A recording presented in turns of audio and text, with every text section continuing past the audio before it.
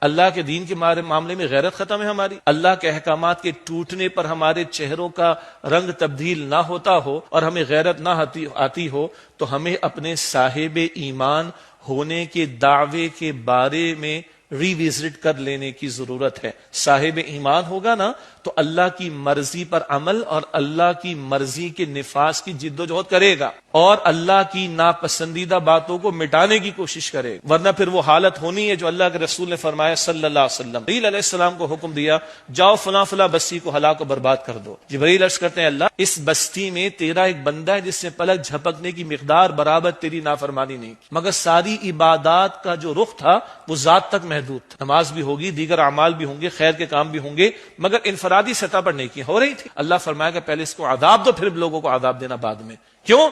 ہماری نافرمانی ہوتی رہی اور اس کے چہرے کا رنگ تبدیل بھی نہیں ہوتا تھا، اس کو غصہ نہیں آتا تھا۔ آج کہاں ہمیں غصہ آتا ہے؟ گلاس کے ٹوٹنے پہ، اسکرین کے ٹوٹنے پہ، فلاں کے ٹوٹنے پر، بچوں کے اسکول کے یا کالج کی یونیورسٹی کے مارکس کم آنے پر بڑا غصہ آتا ہے۔ ہمارے اصول ہوتے ہیں، ہماری ریڈ لائن ہوتی ہے، ہمارے اصول کو توڑ دی، ہماری ریڈ لائن کراس کر دی، سب کو غصہ آ رہا ہے۔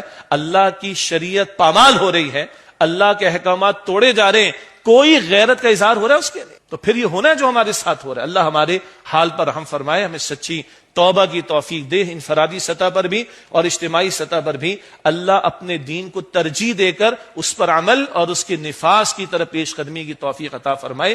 اس کے بغیر سیدھی سی بات ہے کہ ہمارے مسائل حل ہونے والے نہیں ہیں۔ نہ کہیں جہاں میں اما ملی، جو اما ملی تو کہاں ملی، میرے جرم خانہ خراب کو تیرے عفو بندہ نواز میں۔